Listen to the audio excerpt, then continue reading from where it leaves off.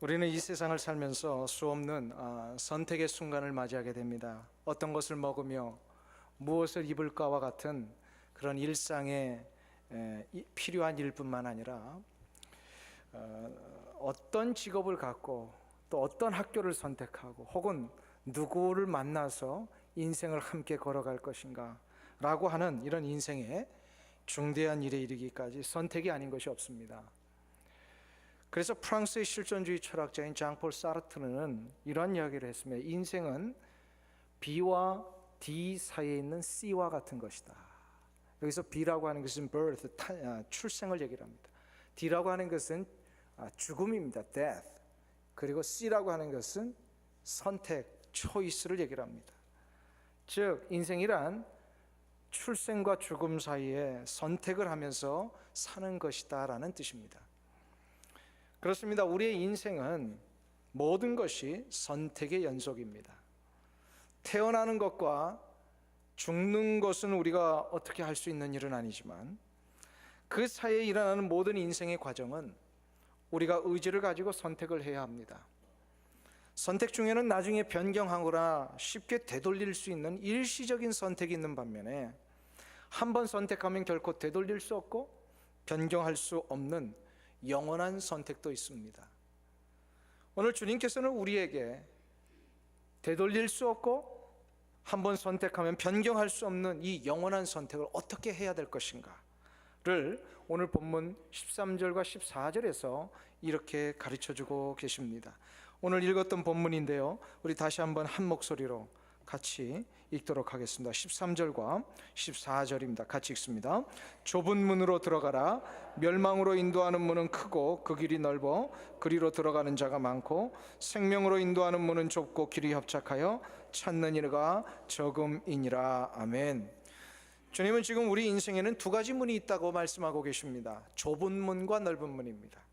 좁은 문은 생명으로 인도하는 문이요, 넓은 문은 멸망으로 인도하는 문이라는 것입니다. 자, 그러면 우리 인생은 두 가지 문밖에 없는데 하나는 생명으로 인도하는 문이고 하나는 멸망으로 인도하는 문. 그럼 이미 결론이 나왔습니다. 어떤 문을 선택해야 됩니까? 예? 멸망으로 인도하는 문을 선택한다는 것보다 더 어리석은 일은 없습니다. 반드시 이 길이 우리가 두 가지 길이라면 우리는 한 가지를 선택해야 돼요. 바로 생명으로 인도하는 문입니다. 생명으로 인도하는 문이 오늘 본문에 하면 좁은 문이라고 말씀하셨습니다. 왜 좁은 문은 생명으로 인도하고 넓은 문은 멸망으로 인도하는 것일까? 이것을 알기 위해서는요, 좁은 문과 넓은 문이 무엇인지를 알아야 합니다. 첫째로 좁은 문이 과연 무엇일까? 누가복음 13장에 보면 이 좁은 문에 대한 이야기를 예수님이 다른 장소에서 한 번 더 반복하신 적이 있습니다. 오늘 본문 넘어가서요, 누가복음 13장 22절에서부터 24절 우리 함께 보시겠습니다. 누가복음 13장 22절에서부터 24절 118페이지 신약 성경에 있습니다.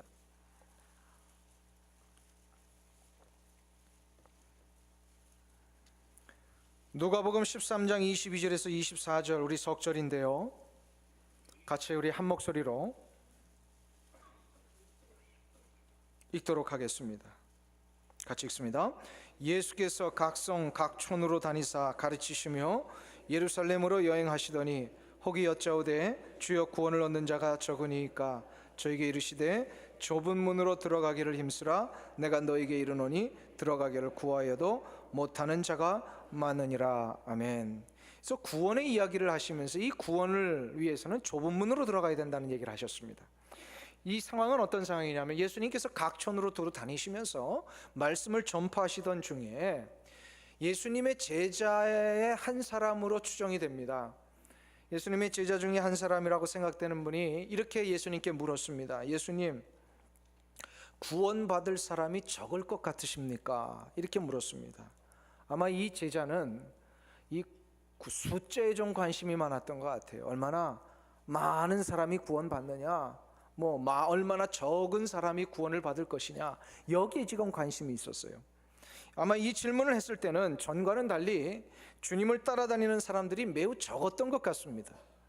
전에 같으면 예수님의 그 뒤를 수십 명, 수백 명씩 따라다니면서 한꺼번에 큰 무리를 이루고 있는데 이 제자가 이번 질문을 했을 당시에는 아마 몇 사람이 없었던 것 같아요.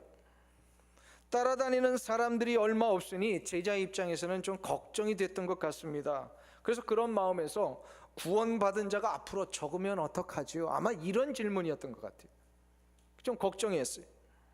이때 주님이 뭐라고 얘기하십니까?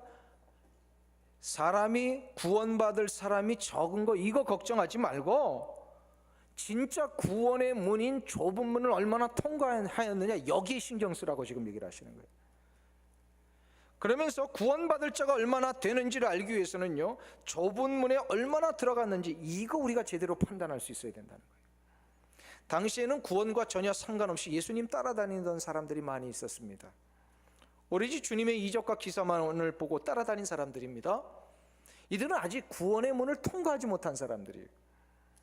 구원의 문이 열렸을 때에 구원의 문을 통과하지는 않고 오직 예수님이 주시는 떡만을 바라보면서 예수님 따라다녔던 사람, 예수님이 기적과 이사를 보여주셨을 때에 그 예수님이 허락하시는 이 병고침만을 따라다녔던 사람, 이런 사람들이 많이 있었습니다. 주님이 지금 이거 구별하고 계시는 거예요.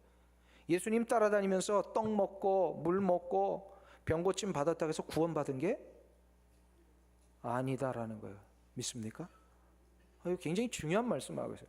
중요한 것은 구원은 구원의 문을 통과해야 된다는 거예요. 이게 바로 좁은 문이라는 겁니다. 이거는 이 시대에도 마찬가지입니다. 구원의 문을 통과하지 않은 채 교회에 나올 수 있습니다. 예수님 영접하지 않고도요, 얼마든지 봉사하고 섬길 수 있습니다. 구원의 문을 통과하지 않은 채 물질과 시간을 들여서 이웃을 섬기고 구제할 수 있습니다. 거의 없는 케이스지만요, 구원의 문을 통과하지 않은 채 선교도 갈 수 있어요.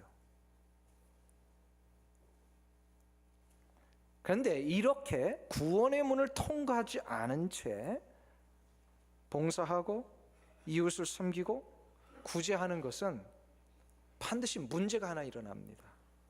그게 뭔지 아세요? 그것은 바로 구원의 문이 닫히는 날이 곧 오게 된다는 겁니다.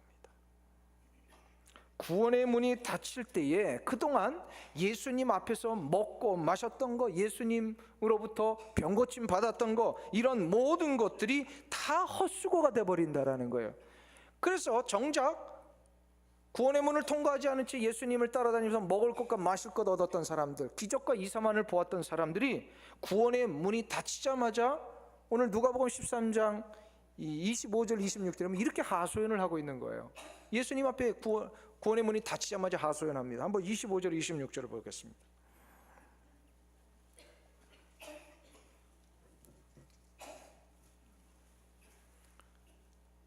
누가복음 13장 25절 26절 같이 읽습니다. 집주인이 일어나 문을 한번 닫은 후에 너희가 밖에 서서 문을 두드리며 주여 열어주소서 하면 저가 대답하여 가로되 나는 너희가 어디로서 온 자인지 알지 못하노라 하리니 그때 너희가 말하되 우리는 주 앞에서 먹고 마셨으며 주는 또한 우리 길거리에서 가르치셨나이다 하나. 자 보세요. 주님 앞에서 먹고 마셨 일이 있었던 사람들이 문 닫히니까 하세요. 왜 못 들어가게 합니까? 그러니까 주님 뭐라고 했어요? 너희들이 내 앞에서 먹고 마신 거 이거 가지고 여기 들어오는 게 아니다 라고 말씀하시는 거예요. 열심히 봉사하고 구제한 거 가지고는 구원의 문을 통과하지 않으면 이거 소용이 없다라는 겁니다. 중요한 것은 구원의 문이 열려 있었을 때에 이 문을 통과했어야 돼요. 문이 닫힌 다음에는 소용이 없습니다. 구원의 문을 통과하지 않은 채 봉사하고 섬겼던 그 모든 우리의 활동들 이게 다 헛것이 된다라는 거예요. 이게 참 안타까운 일입니다. 그러나 구원의 문을 통과하지 않은 채 그냥 이런 섬김과 봉사를 하다가 진짜 하나님이 그 인생에 은혜를 주셔가지고요, 나중에 구원받는 경우들이 가끔 있습니다. 근데 이건 모든 사람들이 다 그런 건 아니에요. 가끔 있어요. 그래서 그냥 한평생 죄 짓고 하고 싶은 거 마음껏 하고 막 즐기고 싶은 거 즐기다가 꼭 죽는 순간에 하나님 은혜로 예수님 만나가지고 예수 영접하고 돌아가시는 분들이 있어요. 가끔 보면 이런 걸 뭐라 그래요? 은혜다. 진짜 은혜입니다. 그래서 어떤 분들은요, 이런 모습 보고서 이렇게 가끔 후회하시는 분도 있어요. 이럴 줄 알았으면 나도 실컷 죽이다가 죽는 순간에 예수 믿을 걸, 이렇게 얘기하시는 분이 있단 말이에요. 한번 보세요. 나도 이럴 줄 알았으면 실컷 즐기다가 죽는 순간에 예수 믿을 걸. 이 말이 맞는 말이에요, 틀리는 말이에요? 왜 틀립니까? 죽는 순간에 예수 믿을 걸, 어느 누구가 자기 죽는 순간을 알 수 있는 사람이 있어요, 없어요? 없어요. 그러니까 이럴 줄 알았으면 실컷 즐기다가 죽는 순간에 예수 믿을 걸, 이것은 후회할 일이 아니라요, 그때 예수 믿은 것이 천만다행이다, 이렇게 생각을 하셔야 되는 거예요. 언제 어느 때 내가 이 세상 떠날지 모르는데 그때 기회가 주어져 있을 때 예수를 믿은 것이 얼마나 잘한 일인지 모릅니다. 사랑하는 성도님 여러분, 여러분들 예수 그리스도를 만나서 구원의 문을 통과하셨습니까? 그러면 너무 잘하신 거예요. 이 기회가 있을 때 여기를 통과한 것이 너무나도 내 인생에 가장 탁월한 선택이에요. 이 기회가 언제 닫힐지 모르거든요. 기회는 다 열려 있는데 닫히는 시점은 인생마다 다 달라요. 기회가 다 있는 게 아니에요. 언제까지나 열려 있는 게 아니에요. 이 기회가 열려 있다고 생각했을 때 빨리 통과해야 돼요. 우리는 언제 이 문이 닫힐지 모릅니다.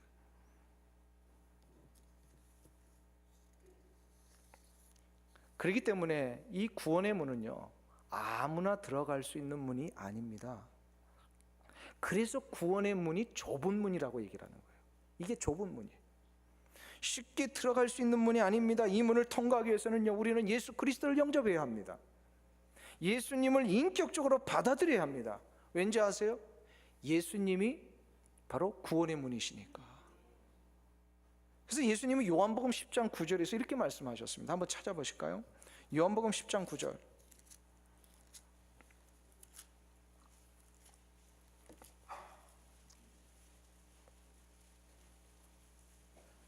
(163페이지) 신약 성경에 있습니다. 요한복음 10장 9절 말씀.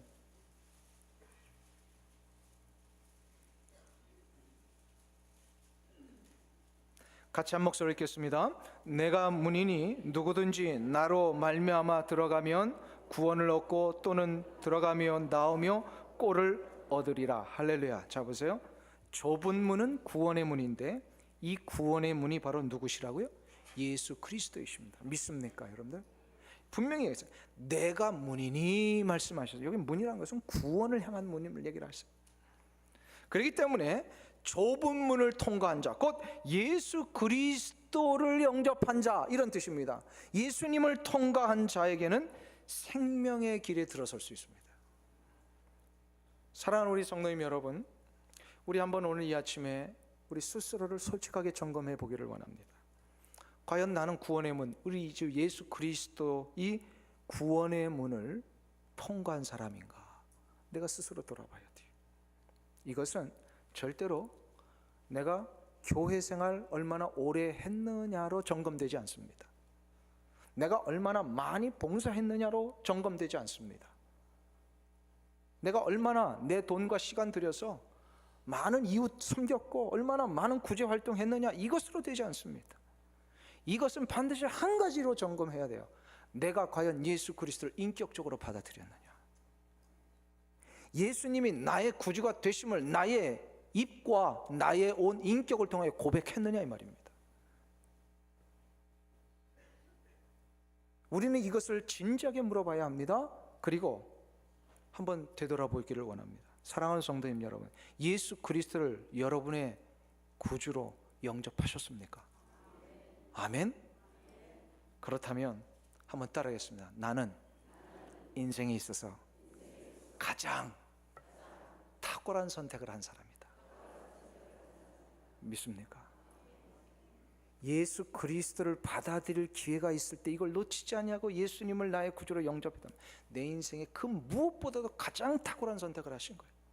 근데 혹시 아직 이 문을 들어가지 못하셨다면 아직 열려 있습니다. 이 자리에 계신 분들 가운데 이 문을 통과하지 못하신 분이 있다고 생각하신다면 나는 아무래도 아직은 통과 못한 것 같아 라고 하면요, 이 기회가 지금 주어져 있잖아요. 아직 내가 내 코끝에서 호흡이 멈추지 않고 이루어지고 있잖아요. 이거 놓치지 마시라는 거예요. 이 기회를 놓치지 말고 어떻게 하시라는 거예요?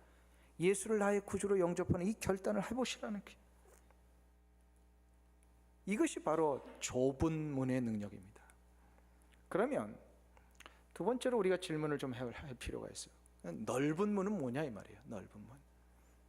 좁은 문은 바로 예수 그리스도시라면 넓은 문은 예수 그리스도 아닌 다른 것을 들어가는 것을 얘기를 합니다. 즉 예수 그리스도를 거부한 채 자신의 탐욕과 이기심을 채우면서 육체적인 재미를 위해 사는 사람들이 들어가는 문, 이게 바로 넓은 문입니다.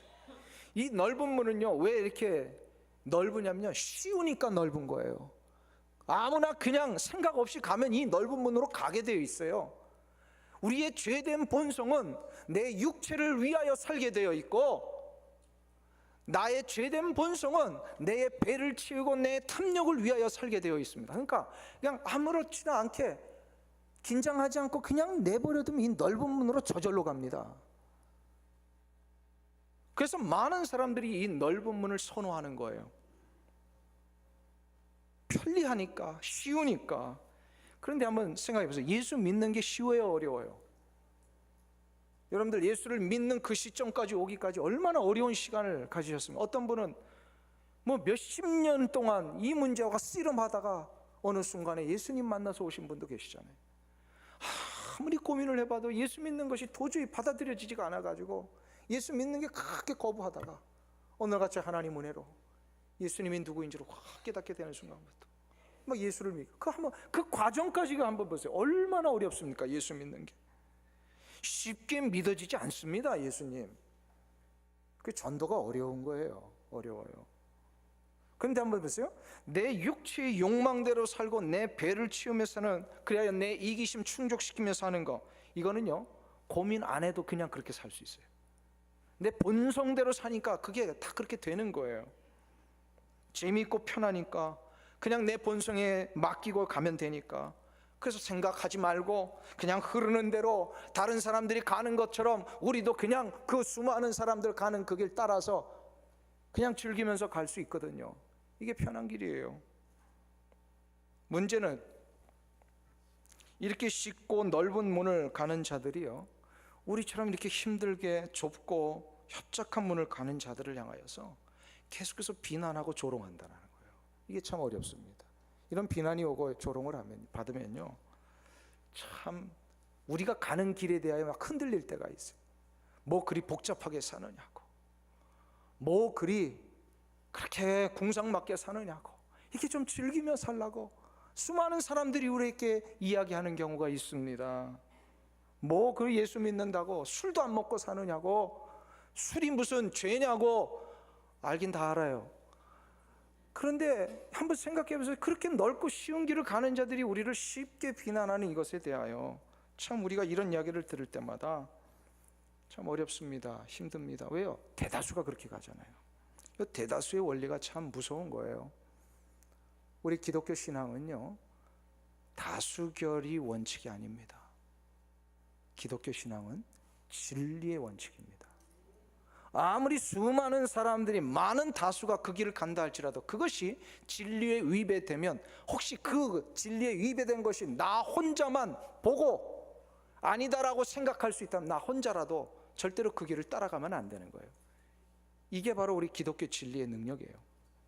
수많은 사람들이 동성연애를 이제는 인권을 보호하는 것이다라고 하면서 많은 사람들이 거기에 손을 들고 있는데, 어디 그 진리의 기준에 비춰보아서 동성연애가 바른 길입니까? 그럼 우리는 소수일지라도 분명하게 여기에 대해 이야기해야 되는 건 죄다, 죄라는 거예요. 수많은 사람들이 관광하면서 관광 코스 중에 라스베가스를 꼭 넣더라고요. 그러면 이거는 라스베가스 하룻밤 저녁에 가가지고 그 매장 가서 이렇게 한번 땡기는 거, 이거 관광이지 이게 뭘 죄냐? 많은 사람들이 그렇게 하는데 이거 관광이에요, 죄예요? 한번 우리 솔직하게 생각해 보자고요. 저도 뭣도 모르고 15년 전인가요? 무슨 관광회사에다가 맡기고 라스베가스하고 그랜캐년 가는 코스를 한번 간 적이 있어요.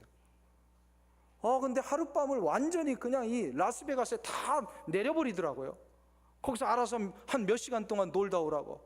뭣도 모르고 따라갔다가요, 들어갔더니 그냥 그 라스베가스 안에 얼마나 한국 사람들이 많은지 다 이걸 하고 있어요. 굉장히 난감하더라고요. 난감해요. 많은 사람들이 하고 있다고 해서 그게 옳은 게 아니에요. 옳은 게 아니에요. 우리는 다수결의 원리로 가면 안 됩니다. 우리는 말씀의 진리의 원칙으로 가야 됩니다. 나 혼자라도 원칙에 위배된다면 따라가지 않아야 돼요. 그러니까 좁은 길이에요. 이게 좁은 문이에요. 넓은 문은 생각하지 않고 가면 그냥 다 가는 겁니다. 넓은 문은 그래서 쉬워요. 그리고 넓은 문을 가는 거 보면 사람들이 부러워합니다. 따라가고 싶어 합니다. 그런데 분명히 주님은 얘기를 하십니다. 넓은 문의 결과가 뭐라고요? 오늘 본문 마태복음 다시 한번 돌아보겠습니다. 13절입니다. 같이 한 목소리 읽습니다. 좁은 문으로 들어가라. 멸망으로 인도하는 문은 크고 그 길이 넓어 그리로 들어가는 자가 많고. 넓어서 쉽다고 생각하고 아무나 다 들어가는, 그래서 많은 사람들이 가는 그 문, 그 문은 어디로 인도하는 문이라고요? 멸망으로 인도하는 문입니다.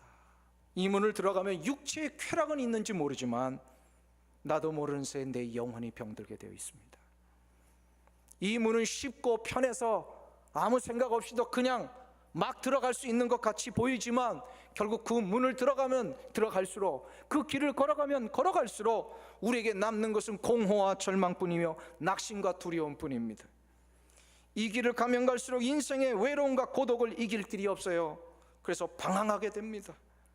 그리고 이 길을 가면 아주 심각한 문제가 하나 있습니다. 하나님의 나라를 유업으로 받지 못합니다. 갈라디아서 우리 5장을 보겠습니다. 갈라디아서 5장 308페이지입니다. 갈라디아서 5장 19절에서부터 21절.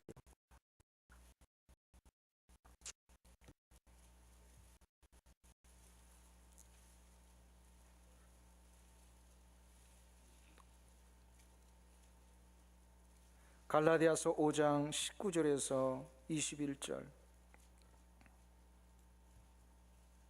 우리 석절인데요, 같이 한 목소리로 읽겠습니다.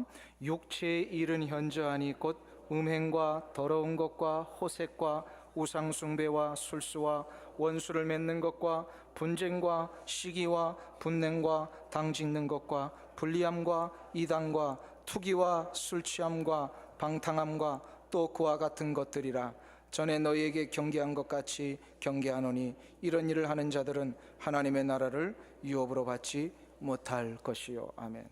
19절에서부터 뭐냐면 넓은 길 가는 자들의 모습이 뭔지를 가르쳐주고 있습니다. 뭐냐면 음행, 더러운 것, 호색, 우상 숭배, 술수, 원수 맺고 분쟁하고 분내고 당짓고 분리하고 이단 쫓아다니고 투기하고 술 취하고 방탕하는 이 모든 것들, 이거 한번 생각해 보세요. 그 옛날 우리 예수 믿기 전에요, 이거 할 때 거리낌 있었어요, 없었어요? 거리낌 없었잖아요. 예수 믿기 전에요. 지금 이거 하면 거리끼잖아요. 예수 믿기, 왜요? 뭐 아무 생각 없이 그냥 이 길 가는 게 당연했어요. 쉬웠어요. 그런데 그런 인생이 그대로 예수 안 믿고 간다고 생각해 보세요. 어떻게 된다고요? 하나님의 나라를 유업으로 받지 못할 것이요. 넓은 길은 멸망으로 인도하는 길이요, 하나님의 나라를 유업으로 받지 못합니다. 자, 그러니 한번 우리 생각해 보겠습니다. 여러분들은 좁은 문을 가야 합니까? 아니면 넓은 문을 가야 합니까? 이거는 너무나도 당연한 거 아니에요? 좁은 문을 가야 돼요. 좁은 문을 선택해야 돼요. 이 문을 통과해야 합니다. 이거는 다른 여지가 없습니다. 내가 멸망할 것 같으면 넓은 문으로 가도 되지만 정말로 생명의 능력을 얻기 위해서는 좁은 문을 가야 합니다. 자, 그러면 이미 여러분들은 좁은 문을 통과한 분인 줄로 믿습니다. 아멘. 이 부분 꼭 점검하셔야 돼요. 혹 이 자리에 좁은 문을 들어가지 못했다고 생각하신 분들은 아직 기회가 있으니까 좁은 문을 들어가실 수 있기를 제가 도와드리려고 합니다. 한번 우리 다시금 질문해야 됩니다. 그럼 어떻게 해야 넓은 문이 아닌 좁은 문을 들어갈 수 있습니까? 여러분들은 이미 다 통과하셔서 잊어버리셨는지도 모르지만 이게 굉장히 중요한 부분이에요. 좁은 문을 들어가기 위해서는 그냥 아무렇지도 않게 생각하고 갈 수 있는 게 아니란 말이에요. 좁은 문을 들어가기 위해서는 오늘 본문에 의하면요, 3가지 단계를 우리가 꼭 밟아야 합니다. 첫 번째로, 이거 굉장히 중요한 부분이니까 이미 통과하신 분들도 정리하시고, 아직 이 좁은 문을 통과하지 못한 분들을 위하여 여러분들 잘 기억하셨다 여기 좀 가르쳐 주세요. 첫 번째로 좁은 문을 들어가기 위해서는요, 생각을 할 수 있어야 합니다. 생각할 줄 알아야 돼요. 다시 말해서 곰곰이 따져볼 줄 알아야 된다는 거예요. 진짜 내 인생을 영원히 보장할 수 있는 선택이 무엇인지를 진지하게 고민해 보라는 겁니다. 예수를 믿는다라고 하는 것은 그냥 불 한 번 받고 나서 한순간에 이루어지는 게 절대로 아닙니다. 성경에 보면은 가끔 이렇게 예수 믿는 사람들이 나와요. 왜냐하면 그 인생 그냥 내버려 두면 도저히 따져보고 생각하는 이거 안 할까 봐. 그 대부분이요, 너무 자기 확신이 가득 찬 사람들이 이런 거 잘 안 해요. 자기가 옳다고만 생각하는 사람이 이런 거 잘 안 해요. 그 중에 성경의 대표적인 인물이 누구예요? 하도 이걸 안 해가지고 한순간에 하나님이 그의 목덜미를 탁 잡아서 이 넓은 문에 있다가 좁은 문으로 옮기신 그 대표적인 인물 누구예요? 사도 바울이에요. 사도 바울. 바울은요, 너무 똑똑했던 사람이에요. 너무 자기 확신이 강했던 사람이에요. 그러니까 도저히 이 좁은 문을 들어가기 위한 이 고민이나 따져보는 걸 전혀 할 필요 없다라고 생각했던 사람이라.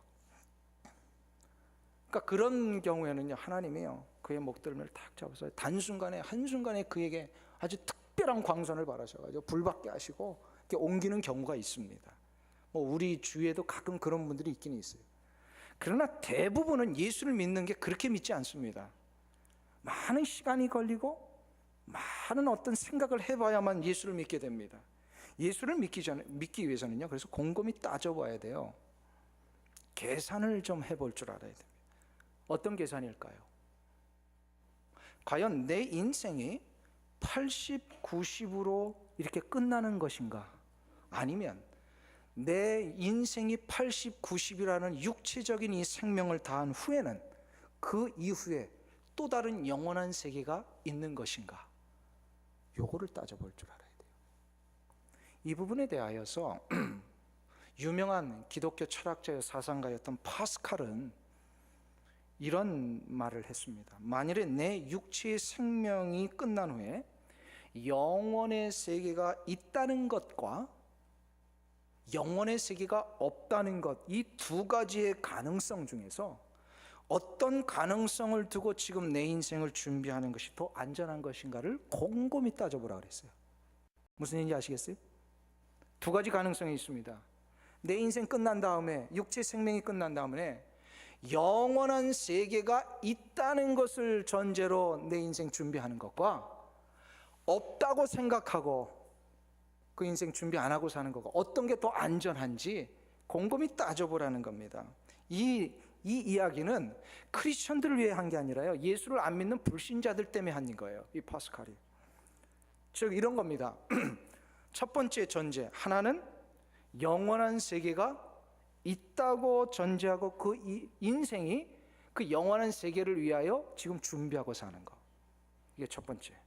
2번째는 영원한 세계가 없다고 생각하고 그거 준비할 필요 없다라고 여기면서 지금 인생 살아가는 거. 첫 번째와 두 번째 중에 어떤 게 더 안전하다라고 생각할 수 있습니다. 계산 좀 해보십시오. 따져보세요. 어떤 게 더 안전한 겁니까? 이게 잘 계산이 안 되시죠? 그래서 제가 조금 쉬운 예를 한번 생각해 봤어요. 꼭 지금 제가 드리는 예는 이렇게 파스칼에 대한 이야기와는 조금 다를 수는 있지만 비슷하게 우리가 원리를 따져볼 수 있습니다. 즉 이런 겁니다. 학생이 한 학기 수업을 마치고 나면 마지막 시간에는 꼭 뭘 해야 되죠? 학기 말 시험을 봐야 합니다. 이게 이제 학교 규정입니다. 그런데 그동안 내 수업을 인도해 주셨던 교수님의 스타일을 지켜보면 교수님은 출석에 대한 점수도 있고 레포트에 대한 점수도 있고 이러면서 결국 이것 때문에 스타일상 기말 시험을 안 치르실 수도 있겠구나라고 우리 가능성을 들 수 있습니다. 이 부분에 대하여 두 분류의 학생이 나옵니다. 첫 번째는 이런 교수님의 스타일이지만 그래도 학교의 규정 때문에 반드시 기말고사를 치를 것이다 라고 생각하고 기말고사를 준비하는 학생, 첫 번째. 두 번째 학생은 교수님 스타일 보니까 그동안 레포트 점수도 후하게 주고 출석 점수도 너무 퍼센테이지가 많고 그러니까 결코 기말고사를 안 치르게 하실 것이다 라고 기말고사가 없다고 생각하고 준비를 안 하는 학생 두 번째. 첫 번째 학생과 두 번째 학생 중에 기말고사를 맞이했을 때 누가 더 안전합니까? 첫 번째죠. 왜요? 어떤 것이 더 안전해요? 시험이 있다고 준비했을 때, 그러니까 이런 거예요. 최악의 경우를 생각해 보죠. 최악의 경우는 뭐예요? 내가 생각한 것과 전혀 반대되는 상황이 일어나는 게 최악의 경우예요. 시험이 있을 거라고 준비했는데 반대가 뭐예요? 시험이 없으면 시험 준비한 사람 손해 본 거예요, 아니에요? 손해 본 거 아니에요. 괜히 공부했네 그래요? 그게 다 자기한테 남잖아요. 그러니까 손해 본 게 아니에요. 그러면 두 번째 케이스를 한번 보세요. 이 최악의 경우는 없다고 생각하고 준비 안 했는데 최악의 경우는 뭐예요? 그 반대 상황이죠. 그게 뭐예요? 시험이 있는 거예요. 이렇게 될 경우에는요, 뭡니까? 없다고 생각하고 안 했다가 있게 되면 이보다 더 큰 낭패와 절망은 없습니다. 이걸 생각을 해보자는 거예요. 뭐가 더 안전하냐 이 말입니다. 우리 같은 경우에는 이미 영원한 세계가 있다는 걸 알고 보니까 더 이상 없다라는 생각을 할 필요가 없어요. 그죠? 우리는 이미 확보된 자들이에요.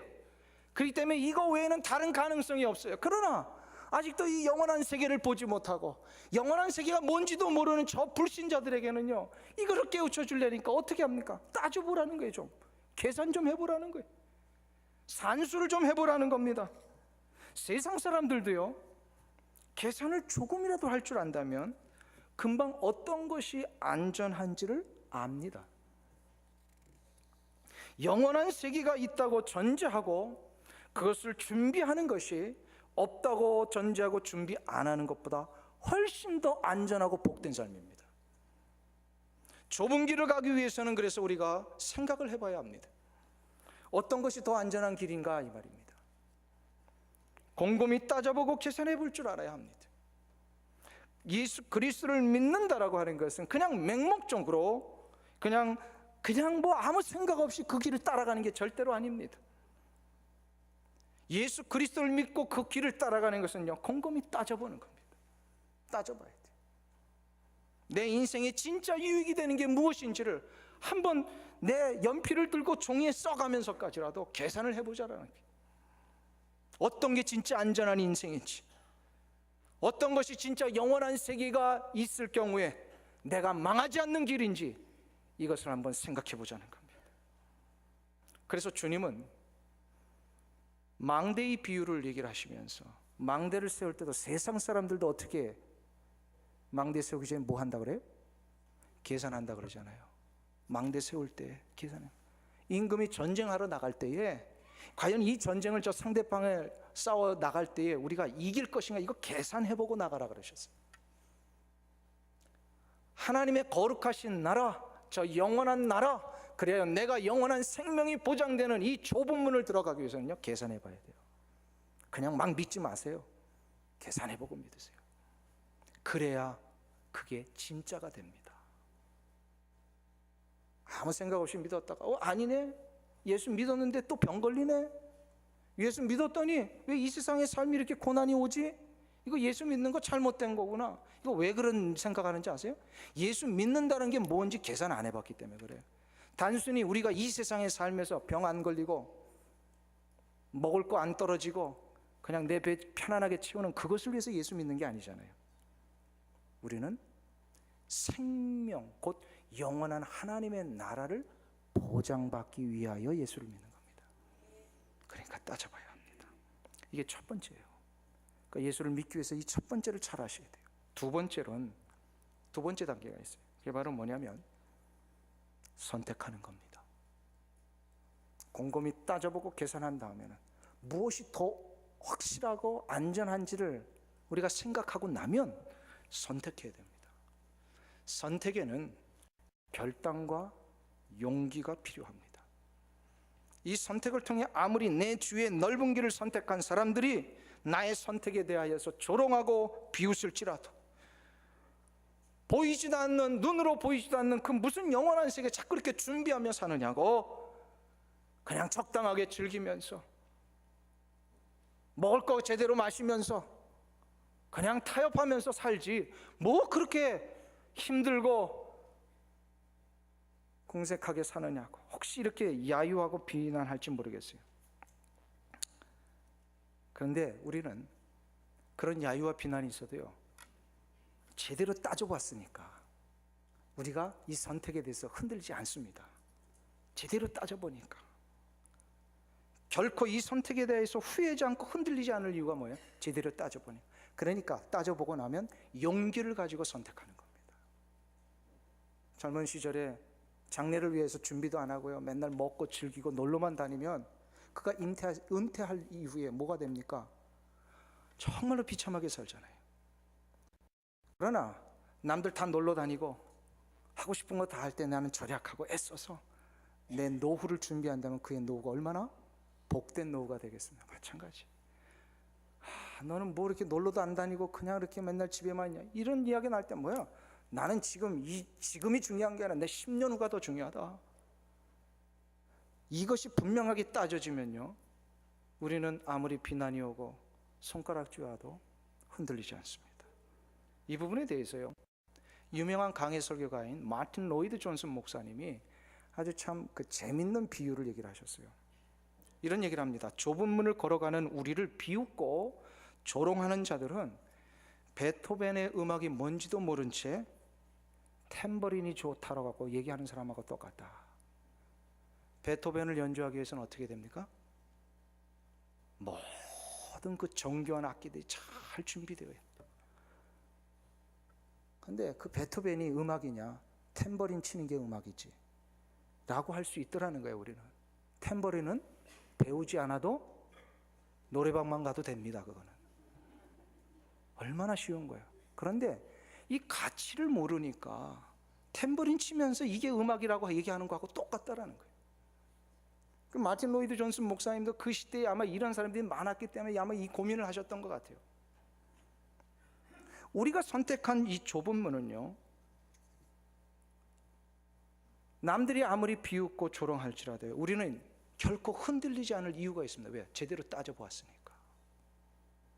우리가 이 세상 사는 동안에 후회하지 않을 가장 확실한 선택은 바로 영원한 나라, 생명의 나라를 보장한 좁은 문을 선택한 것입니다. 그리고 나서 선택 후에는 마지막 세 번째 한 가지를 더 해야 됩니다. 여기까지 가셔야 돼요. 세 번째. 그게 바로 뭐냐면 회개입니다. 회개란 내가 누구였는지를 솔직히 인정하는 겁니다. 아까 읽었던 갈라디아서 5장에 나오는 19절부터 21절까지의 내용처럼 내가 얼마나 육체의 정욕대로 살았던 자인지, 그냥 생각 없이 나의 죄된 본성대로 살았던 자인지를 그걸 솔직하게 고백을 해야 돼요. 하나님, 나 하나님 만나기 전에, 이 자리에 오기 전까지 음행과 더러운 것과 호색과 우상숭배와 술수와 모든 분쟁과 시기와 당짓는 것과 투기와 술 취함과 방탕함, 이거 거리낌 없이 살았습니다. 이게 얼마나 내가 어리석은 자인지 이제야 알았습니다 라고 하는 것을 고백하는 거예요. 이게 회개입니다. 그리고 이 죄된 모습을 인정하고 여기서 끝나지 말고요, 하나님, 나의 이 죄된 모습을 예수 그리스도의 십자가의 보혈로 씻어 주시옵소서, 용서해 주옵소서, 여기까지 나가셔야 이게 회개입니다. 이 회개를 할 때 하나님은 미쁘시고 의로우시니까 우리가 우리의 죄를 자백하면 하나님은 어떻게 하신다고요? 용서해 주십니다. 이것이 바로 좁은 문을 들어가는 방법입니다. 그냥 불 받는다고 되는 게 아니에요. 이 세 가지를 다시 한번 점검해 보기로 합니다. 첫 번째, 뭘 잘해야 된다고요? 우리 복습하겠습니다. 좁은 문 들어가기 위해서 뭘 잘해야 돼요? 생각, 따져보라는 거예요. 예수를 제대로 믿기 위해서는 좀 따져보고 믿으세요. 두 번째로 어떻게 하라고요? 선택을 해야 됩니다. 따져보니까 선택이 될 수밖에 없잖아요. 근데 여기는 용기가 필요해. 결단이 필요해. 그리고 마지막 세 번째로, 용기를 가지고 이제 이 길을 선택하며 가겠습니다 할 때에 들어가기 전에 나의 죄를 씻고 들어가야 됩니다. 회개를 하고 들어가야 돼. 이게 되면 예수 그리스도 곧 좁은 문이신 그 구원의 문을 우리가 통과하게 됩니다. 할렐루야.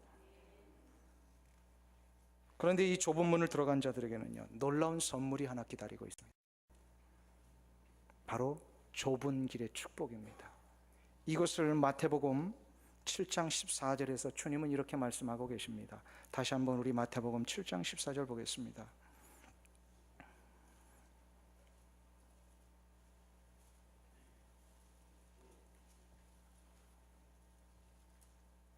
같이 한 목소리 있습니다. 생명으로 인도하는 문은 좁고 길이 협착하여 찾는 이가 적음이니라. 아멘. 좁은 문을 통과한 자들에게는 무엇으로 인도된다고요? 생명으로. 생명의 능력이 시작이 됩니다. 이 생명의 능력은 영원한 하나님의 나라를 보장받는 보증의 능력이요, 영원한 하나님의 나라에 들어갈 수 있는 입장권과 같은 능력입니다. 근데 동시에 그 하나님의 나라에 들어가기 전까지 이 세상, 죄 많은 세상, 너무나도 거칠고 황량하고 아픔과 절망과 상처만이 남는 이 세상을 살아가는데, 이 좁은 문을 통과한 사람들은요, 아무리 상처가 오고 아픔이 와도요, 이 문을 통과하면 생명의 능력 때문에 아픔이 변해서 기쁨이 되고, 눈물이 변해서 감사가 되고, 절망과 탄식이 변해서 소망과 능력의 삶으로 살게 되더라는 거예요. 이게 바로 생명의 능력입니다. 그래서 이 부분에 대하여 고린도후서 4장 8절에서부터 12절까지 11절까지 사도 바울이 이렇게 이야기를 합니다. 우리 마지막으로 그것만 한번 찾아보겠습니다. 고린도후서 4장 8절입니다.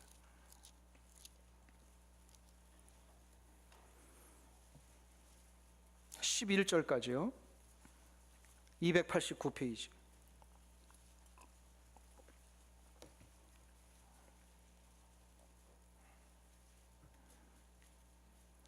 고린도후서 4장 8절부터 11절 우리 한 절씩 교독하겠습니다. 제가 먼저 읽습니다.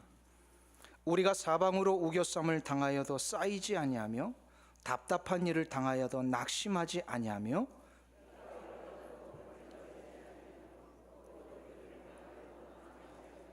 우리가 항상 예수 죽인 것을 몸에 짊어짐은 예수의 생명도 우리 몸에 나타나게 하려 함이라. 우리가 산 자가 항상 예수를 위하여 죽음에 넘기움은 예수의 생명이 또한 우리 죽을 육체에 나타나게 하려 함이니라. 아멘. 이게 무슨 얘기입니까? 10절과 11절은 바로 예수 그리스도를 통하여서 내가 좁은 문을 통과하는 자에게 주시는 축복이 뭔지를 가르쳐요. 그게 바로 생명이 전해진다는 거예요. 생명이 전해질 때 8절과 9절이 나타나는 거예요. 좁은 길을 가는 자 뭐예요? 아무리 우겨쌈을 이 세상에서 당해도, 사방팔방이 막혀있는 절박한 상황에 우리가 처해 있을지라도 생명의 문, 구원의 문, 예수 그리스도를 통과한 자들은 결코 이 세상에서 무너지지 않는다는 겁니다. 영원한 생명의 나라를 보장받은 자답게, 그래서 이 세상에서도 그 생명의 능력을 누리며 살게 되어 있습니다. 사랑하는 성도님 여러분, 좁은 문을 들어가십시오. 좁은 문을 들어가면 좁은 길을 걸을 수 있게 됩니다.